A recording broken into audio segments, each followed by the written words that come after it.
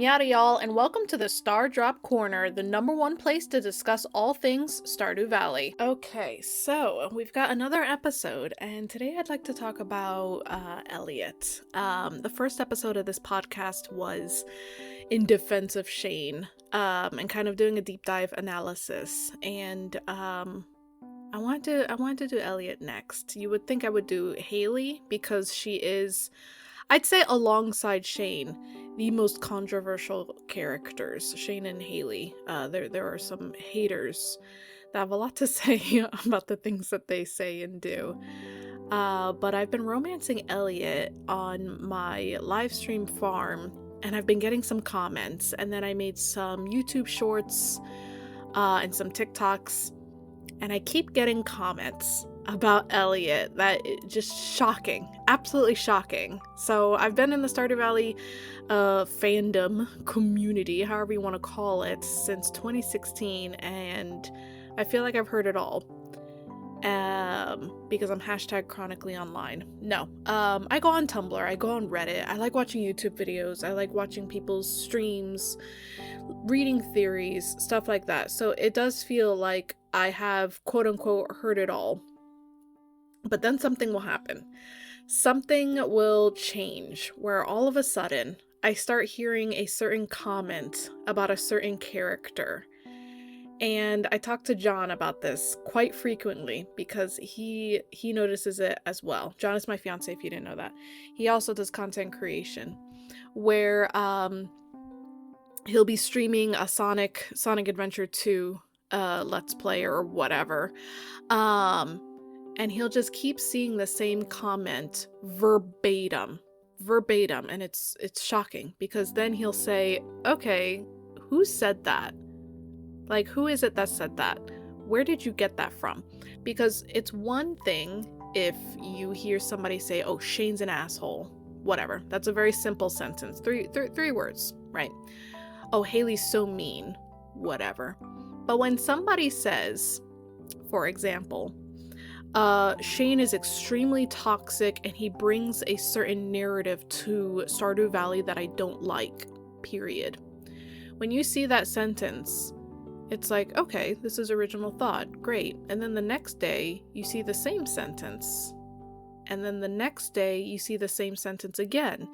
You see it on a Tumblr post, you see it on a Reddit thread, you see it in a YouTube video. You keep seeing the same sentence with the same words. It is verbatim. And you start thinking, what is this like? Is this a joke? Is it like a meme? Is it like the latest thing on TikTok? Why are people saying like the same thing? This must be a meme that I'm not aware of. But then you come to find out it was a prominent person, and prominent, we're using that very loosely, excuse me. Somebody said it. It might have been a video essay that's 2 hours long. It might have been a viral Twitter post. It was something. Somebody said it and it got traction. And now everybody's saying it down to the exact wording. Now, the Shane example, that was just an example off the top of my head. I pulled that out of my ass. That's not real. Let me give you a real one though. I did the video about why Haley is the only person that doesn't like the prismatic shard, as that is a universally loved gift. She's the only one that not only dislikes it, she hates it, absolutely hates it. When you give her a prismatic shard, she says, ew, gross, right? I did a whole video about that. I don't know, 7 minutes long, 8 minutes long, something like that. And obviously I see all the comments that I get and I read all the comments. I have gotten the same comment 6 different times. I'm not exaggerating when I say that. 6 different times where it says, Haley doesn't like the prismatic shard because it's the only thing that's prettier than her, period. It is the exact same wording. There is no difference in the grammar or punctuation or the vocabulary. 6 different times on my one video. Mind you, I am not some viral Markiplier YouTuber, so it is pretty crazy getting that level of consistent verbiage and jargon on my video. I decide to Google it, I type the exact phrase, and then I follow it with Reddit. And boy howdy. That same phrase with the exact same verbiage, verbatim, has been said on Reddit like 19 times. I'm not exaggerating. You can go ahead and Google it yourself. I don't know who started it. I don't know who said it, but somebody did. Somebody did. It's like when you're talking to somebody, and I know I'm going on this whole roundabout thing. I promise you, I have my little bullet points for this episode. I'm not going too off topic. Don't worry. We will go back to Elliott, I promise. But I have to serve you your appetizer. I have to add a lot of context, so that I feel that I'm understood. If I'm still not understood, then, well, it's out of my hands. I tried. It's like when you talk to somebody and they say the phrase from a video game or a TV show or a movie, and they're just referencing the meme or whatever. And they're just saying it it's just filler, right? It's like when you clock in Monday morning, ugh, Monday again, right? Ugh, hardly working, or working hard or hardly working. Stuff like that. It's very normal in our society to say repeated phrases like that. People feel awkward when there's a lull in the conversation. People feel awkward when they don't know what to say.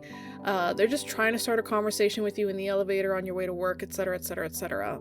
There's not much substance to it. There's not much nuance. It's short, repeatable phrases that you can say verbatim, and you don't really have to think about it. It's just a way to, quote unquote, contribute to a conversation, quote unquote, start a conversation. And anybody that hates small talk is probably thinking, that doesn't actually start a conversation. I just roll my eyes when somebody says that to me. That doesn't actually contribute to the conversation. There's nothing really to say back to it. Or the thing that you say back to it is also a memorized, repeated script. Hardly working or working hard or whatever it is. I think every time I say it, I mix it up. It's supposed to be working hard or hardly working first.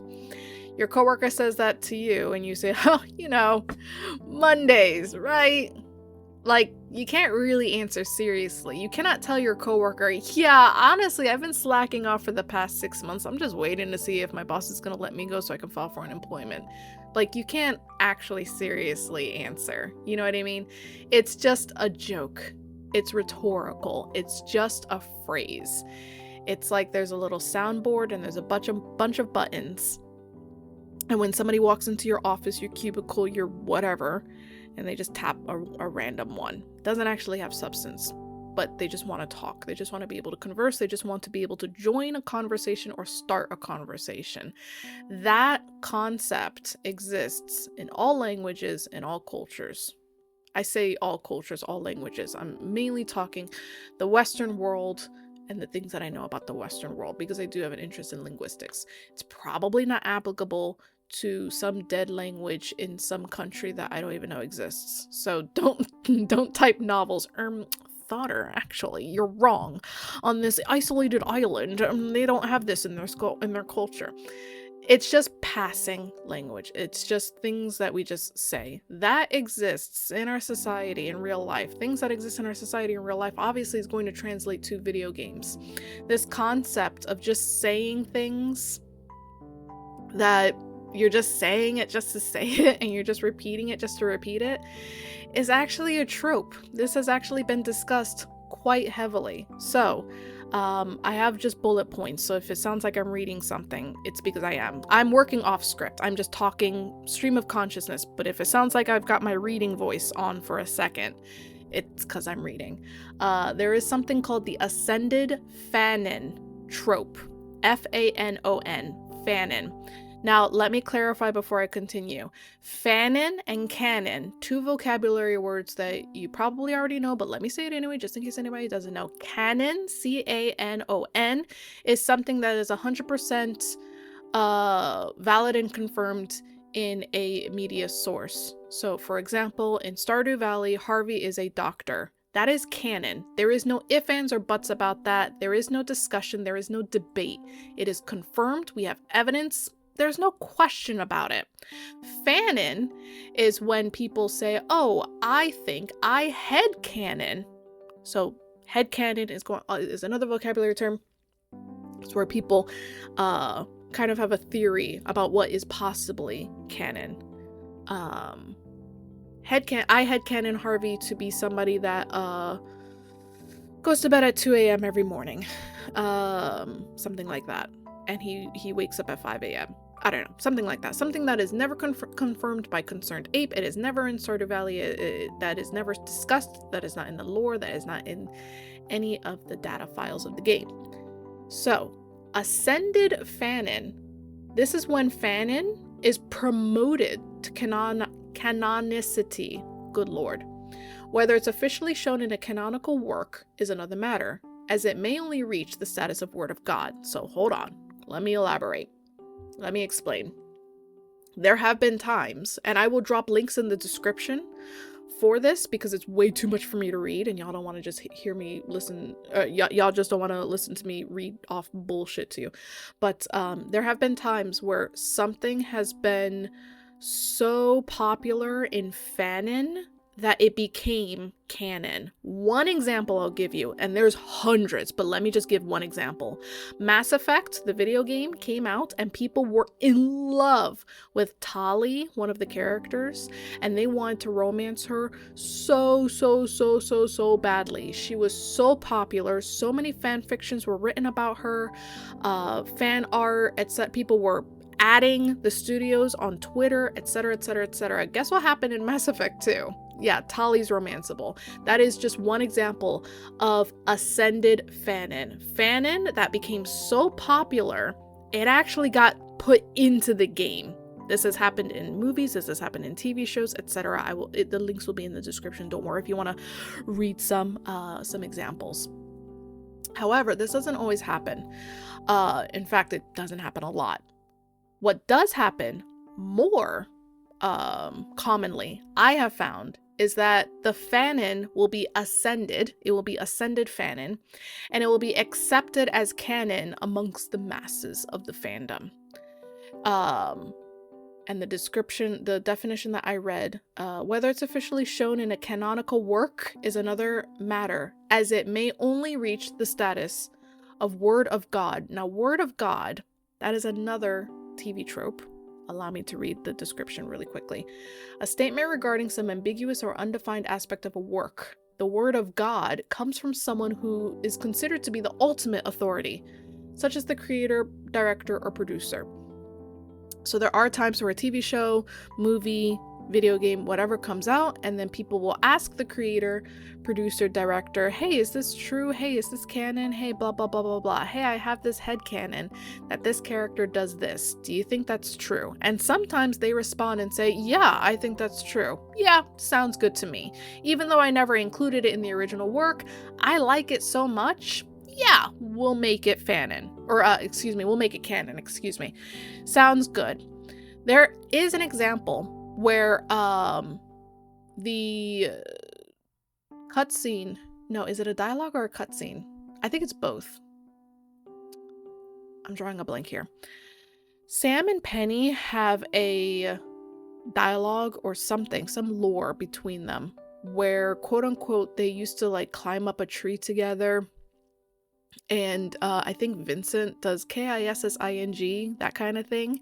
And people got really, really upset with that and started like adding Concerned Ape on Twitter and asking like, oh, are Sam and Penny exes? Do they have a crush? What's going on? And Concerned Ape he felt the need to clarify and say, no, that's platonic. I meant it as platonic. I didn't mean it as anything else. So that's an example of fanon that almost came close to becoming accepted as canon, but the Word of God came down and said, no, it's platonic. You're wrong. That's not how I wrote it, and that's not how I wanted it interpreted. So.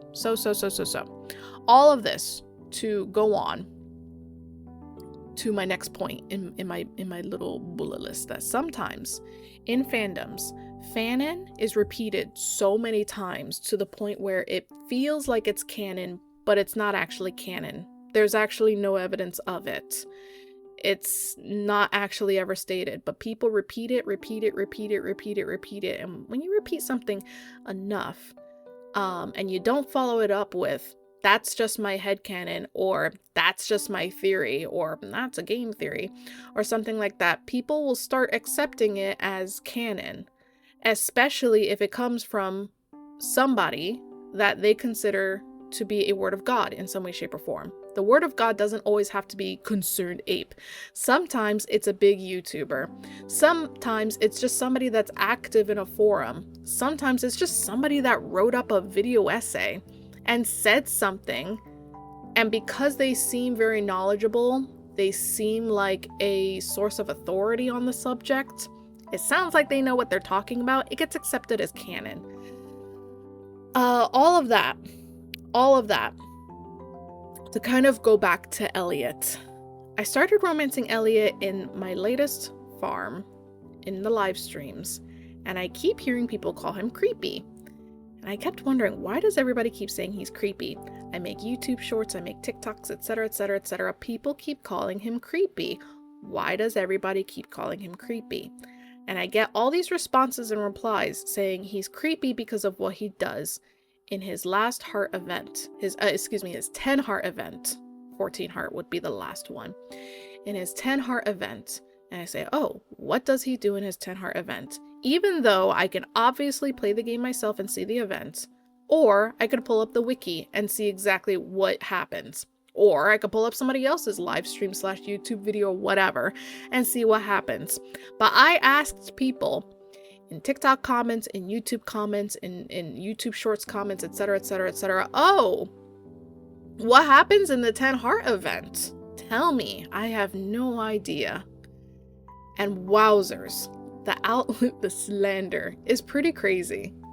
That some of these people actually think that Concerned Ape would write some villainous character that would force himself on you in any way, shape, or form. It's pretty crazy. But the verbiage that I see being used is identical almost every single time. It is so similar and so identical. I have to wonder who was the first person that called Elliott a creep. Who was it? What's the YouTuber's name? Go on, tell me. Because it makes me feel like, I don't know, it makes me feel like I'm going crazy, because it's like, are y'all actually playing the game, or are you just repeating what some video essayer said? Because that's not what happens. It's not. First of all, Elliott takes us out on the boat, and he tries to kiss us. What the hell? Like, we're just friends. That's so creepy. The 10 heart event is only unlocked after you give a character a bouquet. You cannot unlock any other heart events after 8 hearts unless you give them the bouquet. And if there's any confusion on that, fanon versus canon, allow me. Some villagers can be romanced by the player. Once the player has reached 8 hearts with an eligible villager, the player can give them a bouquet to unlock the 9th and 10th hearts. Once the player has reached 10 hearts with an eligible villager, the player can give them a mermaid's pendant, etc, etc, etc. What is the bouquet? You buy the bouquet at Pierre's General Store for 200 gold. The bouquet's description states that it is a special present you may give only to a marriage candidate.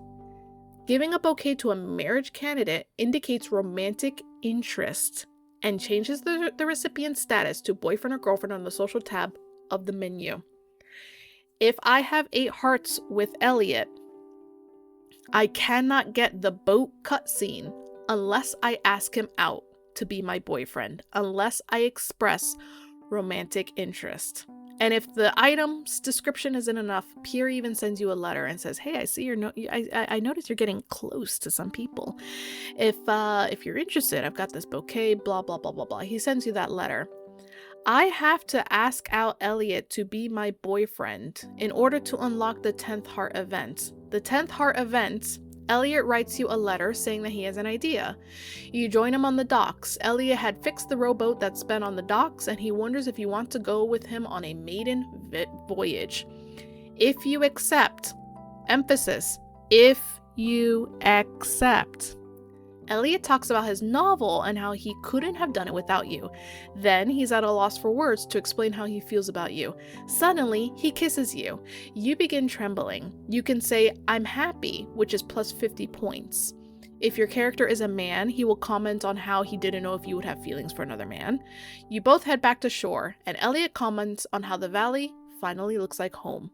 If you say, you're making me very uncomfortable, stop. Elliott apologizes, and the scene ends. If you say, so back to the beginning of the heart event, if you say, I don't want to go on the boat with you, then he says, I see. And then the event ends. Right? So, sorry, I'm just at a loss for words right now, just like Elliott. I ask a character in a video game to be my boyfriend by giving him a bouquet of flowers with the intent of asking him out.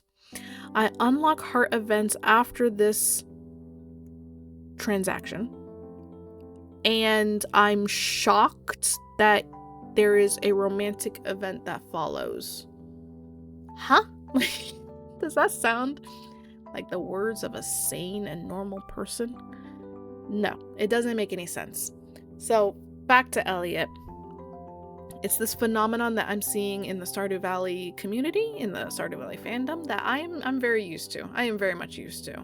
For those of y'all that don't know certain things about me, I have been in many fandoms. I play lots of games. I've been playing video games pretty much my whole life. Not only that, but good lord, am I in the nerd circles. I was in the Homestuck era. I was in that. Good lord. I was in the Undertale era. I like Fallout. I like Star Trek. Jesus Christ, those nerds love to argue what's fanon and what's canon, especially when it comes to two characters that they ship and what makes a better story for their fan fictions. Elder Scrolls, I'm into that as well. I'm trying to think of other things, but I'm drawing a blank. Back to Stardew Valley. Sometimes fanon gets repeated so much that it just becomes accepted as canon and it starts overwriting the facts. And sometimes, and it feels like I'm like, hold on, now you know when you're like going on and on and on and you're like, holy shit, this is cringe. All right, let me take a step back. Let me just pause for a second. It sounds like I'm like lecturing or bitching people out. I'm not. It's a podcast. It's just me expressing thoughts and feelings that I've been having about this video game that we are currently talking about, and opening the discourse a little bit more so that maybe y'all can comment and we can have some conversations about it, because this is just too much for me to make a video about. I think we're at like 20 minutes now. This is way too much for me to make a video about. Imagine if I tried condensing this into a 6-minute, 7-minute video. I prefer room to discuss all of this, because it's not just these the things that I'm bringing up do not exist in a vacuum. Nothing ever does. Nothing on this earth exists in a vacuum. Art will never exist in a vacuum. It is affected by the things around it, by the person that made it, and all of the experiences that that person has had will bleed into art. It always does. That's just how it is. And I'm speaking as an artist. The art in my name is not there just for funsies. I'm also speaking from experience. So when I see certain things happen in this art form that is Stardew Valley, I think it's worth discussion, because it happens in other art forms, other video games, TV shows, films, etc. So I feel like it's worth discussing. I feel like it's something that we can have a healthy conversation about. I'm not trying to berate anybody or, whatever. It becomes increasingly apparent that I'm working off script, with all the pauses and the ums. Anywho. I feel like sometimes a character in Stardew Valley will just kind of get written off and people don't pay them any mind, because once they've heard a certain piece of fanon or headcanon, they just accept it as the word of God, as gospel, and then they just go with it. And I feel like when you have a video game like Stardew Valley, there are a lot of things left to interpretation, and that is on purpose. Concerned Ape has said that many times. People ask him, well, why is it like this? Why is it like that? Blah, blah, blah, blah, blah. And he says, I want it open to interpretation to people. Oh, they're after me, based on what I said about Elliott. Whoops. And I'm not pulling this out of my ass. Concerned Ape is very active on Reddit. If you go on Google, type in Reddit Concerned Ape, you'll find his user profile. You can see that he comments and joins conversations. You can pull up Twitter if you'd like. Look at his replies. You can see that he has conversations. He has had conversations. He's made devlogs about this sort of thing. He is a-okay with things being left open to interpretation. That is on purpose. Now the problem, not really the problem, but it's just something that we have to recognize, discuss, and then do with that with what we will. When you leave things open to interpretation, sometimes there's just a void, and people ask, well, why is Haley like this? Why is she so rude to us? We're never given a reason. She never says, hey, farmer, I was rude to you on day one because of this reason. That never happens. Nobody speaks like that. That would be extremely inhuman to speak like that in a video game. It wouldn't sound natural or organic. It sounds too reading from a script. The problem is when something is left to interpretation, there is a hole, there is a void, and people will find anything to scratch that itch. That's why it is so natural for us to come up with theories, come up with lore, possible headcanon reasons why XYZ happens.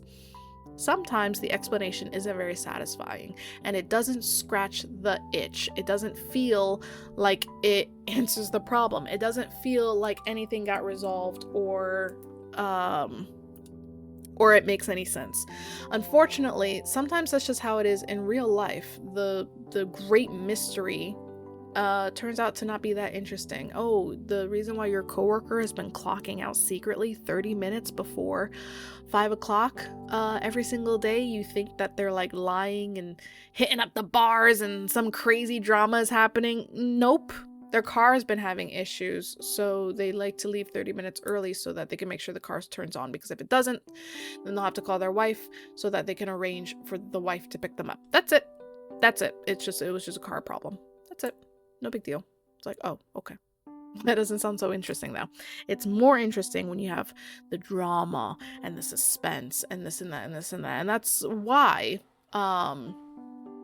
in a lot of fandoms, whenever a new thing comes out, new video game, new TV show, new whatever, the theories start turning, the lore, headcanons, etc. The first 5 things you'll hear, oh my god, it's all a dream.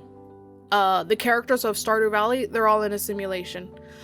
Shane has broken the 4th wall 9 times. He's actually aware that he's in a video game. One of the characters is actually yandere and goes on murder sprees if you piss them off too much. That's just a headcanon. That's just a theory. Notice how it's always like very, very dark and dramatic theories that you hear first. Those are always the first ones. It's love affairs, it's secret children, it's divorce, it's murder, it's horrible crimes, it's everything's a dream, everything's a simulation, nothing's real. Right? Those are always the first ones you'll hear about. They're always the most popular ones as well. Have a look. Go on YouTube. Stardew Valley Theory. You're probably going to get that iceberg video. A couple of YouTubers have done an iceberg analysis video. If not that, you'll probably see a video, the dark side of Stardew Valley, the dark side of Pelican Town. And mind you, when I'm saying all this, I am not roasting anybody in any way, shape, or form. I have on my channel the dark side of Harvey, the dark secret of Jody. I also have these theories. I also have these headcanons. That's why they're so popular. It's just fun. It's fun to think about these things. It's fun to theorize about them. It's fun to look for the evidence, try to piece it together. It's also very easy to do. Sorry, but it is.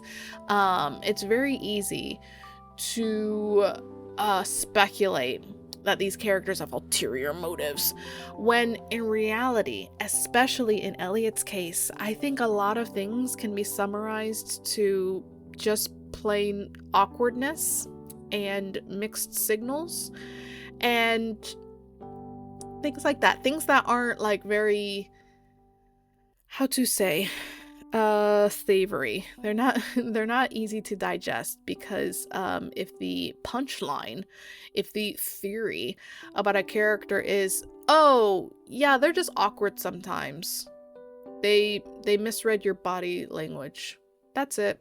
See, it's not really that interesting because it's like, oh, like that boring shit that happens to me every single day. Why would I want characters in a video game to act like that? Right? It's this conversation of, oh, I want characters to be relatable, but not too relatable. Like, I don't need to see awkwardness. I see that in the mirror every day. Like, why would I want to see that? So sometimes, like, that is the answer. That is the, quote unquote canon.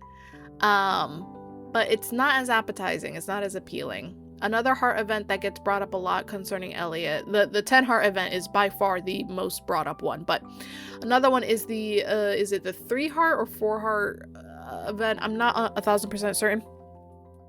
But you go into the saloon and he meets you there and he's like, oh, hey, let's have a drink.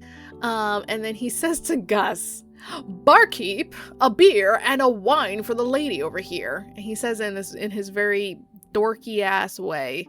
And now there is a difference. If you have a male farmer, he says, oh, and a beer for the young man. So he changes the drink of choice depending on if you're a male or female farmer, which is a little cringe. Is that, oh my god, Elliott is extremely misogynistic? No, you know what I think it is? And it's not very interesting. It's not really a dark theory. Do you know what I think it is? I think he's a little awkward. I think he's a little socially inept. Just a little bit. And I think he reads a lot. Like, he reads a lot. Have a look at his bedroom. And talk to him for more than 5 seconds. He reads a lot. And I think when you read a lot of very dramatic stories, and you also have a very passionate personality, it starts bleeding into each other because, again, things don't exist in a vacuum. You can't just be reading dramatic novels all day, every day, and then also write a dramatic novel all day, every day, and not be dramatic in real life as well. The way he spoke in that cutscene, it was like he was playing a character because he was really nervous and he's kind of awkward and doesn't really know like what to say next and what to do next. So it's easy to fall back on things that you've seen before, things that you've read before, and being this dashing, charismatic person and saying, wine for the lady, please. It's very charming. It's very like, ooh, wow, he is taking control. He is setting motions in this bar right now. But then you see Gus. He just looks at you. He just... The next chat window is Gus, and he just has a straight face. And he literally says, ... He doesn't say anything. He doesn't say, coming right up. Like, he doesn't join in on the fun. He's just like, okay, whatever. Elliott's doing his bullshit again. He's doing his little LARPing session again. All right, whatever. But I think Gus is like, okay, well, Elliott's with somebody right now. Is it a new friend? Is it a new romantic partner? Whatever. Let me just do my fucking job and get him the beer and the wine. Brings it over. And then Elliott says, oh, let's make a toast. And then you can select a couple of options. And then you notice very quickly, 1 beer. Elliott has guzzled that bad boy and he's already dancing, drunk off his ass. Yeah, that seems like what somebody would do when they're really nervous, right? Make an ass of themselves, just a little bit, in an endearing way, just a little bit. He did make an ass of himself, right? I think we can all agree on that. As much as I like Elliott, it was a little dorky, right? And that's okay. That's okay. We're all a little awkward sometimes, and we don't say the exact perfect thing. Sometimes we just say stupid shit, and then 10 minutes later, it's like, why the hell did I say that? Like, what was I thinking? And then everybody else is also thinking, why the hell did they say that? Whatever. And you just move past it. You're like, okay, that was awkward for like 15 seconds. Anyways, and I think he realized, like, okay, this is, I don't know. And then just downed his beer really, really quickly. Because it was like, oh, what was that? What was that LARPing moment for a second? It's like he's played too much D&D with his friends. And they're used to walking into the tavern and immediately saying, barkeep, a round for the table. but that doesn't happen in real life. You cannot walk into a bar and command that the bartender just stop what they're doing and focus on you and you only. There's other people in the tavern. There's other people in the saloon. Anywho, to summarize, or to try to summarize, I don't think Elliott's a horrible person. I don't think he's some creep, pervert, whatever nasty thing. I think some fanon has attempted to ascend via some word of God. I don't know who said it first, but somebody said it first, and now it's being repeated to hell and back. And it's been left open to interpretation, and saying very dark things like Elliott is a pervert is a lot more interesting than Elliott's a little awkward and a little socially inept, and he read our messages, our body language, our actions as romantic because we did romantic things like give him a bouquet and ask him to be our boyfriend.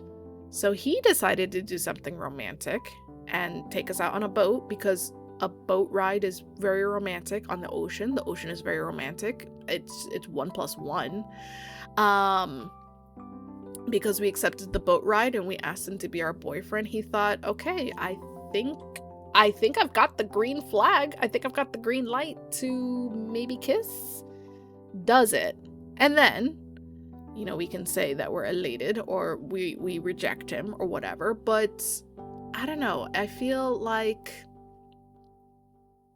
it's a very normal human thing, where sometimes it's a little misstep, or sometimes it's a little awkwardness, or sometimes you do something like you ask out somebody or you lean in for a kiss or something like that, and maybe you were dead wrong. Yo, what are you doing? Oh, sorry, I was trying to kiss you. I don't feel like that towards you. We're just friends. Oh, okay. And you're just like, oh, I guess I misread a bunch of stuff. I guess I misunderstood a lot of things. Okay, I see. Fine. And then you move on with your life. Like, that's it. I see, and the event ends. That's it. No big deal. And I don't know, because I make so many lore and theory videos, I'm being exposed more and more to other people's lore and theory, and I'm seeing certain things happening that have always happened. These things have always happened. They have happened in every single fandom, every single video game, every single TV show. So yeah, I just want to make this little podcast in defense of Elliott. Now, mind you, if you don't like his ass because you don't like him, that's fine. And if you don't like Haley because you don't like her, that's fine. And if you don't like Shane because you don't like him, that's fine too. It's perfectly a-okay to not like characters.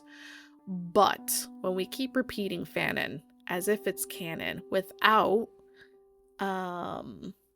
clarifying that it is just in our fucking heads, I don't know. I feel like the discourse, it's not really discourse anymore. It's just saying whatever. It's just saying, oh, Harvey's actually an alien from Mars. Will I elaborate? No. It's just a vibe he gives off. It's just a vibe I get from Harvey. Yeah, he's an alien. That's it, period. It's like, okay, cool. Like, it's not really a conversation, is it? Hardly working or working hard. It's not really a conversation. It's just throwing spaghetti at the wall. Which is fine. Not everything has to be discourse. Not everything has to be conversation. But, I don't know. I feel like if you're responding, replying, commenting, etc., I feel like it is a possibility of a conversation. But I guess that's a separate conversation where it's the illusion of discourse, the illusion of discussions on social media, YouTube being social media, absolutely. Where sometimes people are just saying things just to say things, just to talk. And they weren't really expecting a conversation, they weren't really expecting discourse. But maybe I'm coming from a different POV of somebody that converses a lot. I go on Tumblr, I go on Reddit, I make lore and theory videos, so obviously I'm open to discussing. I make 40-minute podcast episodes talking at y'all and expecting y'all to reply so I can keep talking about the same 4 things I've been talking about since 2016. Just kidding. That was sarcasm. I have to remember that there's no camera on me and you guys don't see my face. I mean, seeing my face wouldn't help you anyway. It's just completely straight-faced. But at least I could, like, flash a smile so you know I'm joking. I hope I sound like I'm joking. I know I don't. I listened to the podcast back and I'm like, wow, this is really deadpan. Like, good lord. Good luck. Good luck finding out what I'm serious about and what I'm joking about. Anytime y'all are like, Sauter, I disagree with this, I'm just gonna say, oh, I was joking. And you'll just have to believe me. No matter what. Guys, thanks so much for listening to this episode. Really appreciate it. Any thoughts, comments, concerns? Well, keep the concerns to yourself. But any thoughts or comments about Elliott, leave a comment. I'll reply. And yeah, thanks so much for listening. I appreciate it. I'll probably have another video soon. And I'll probably do another podcast episode soon. I'm probably gonna do another deep dive on a character because I've got some thoughts on Demetrius, Linus, and Clint. I've got a lot of thoughts, actually. But I just need to organize myself a little bit before I do another episode. But thanks for listening. See y'all next time. Bye!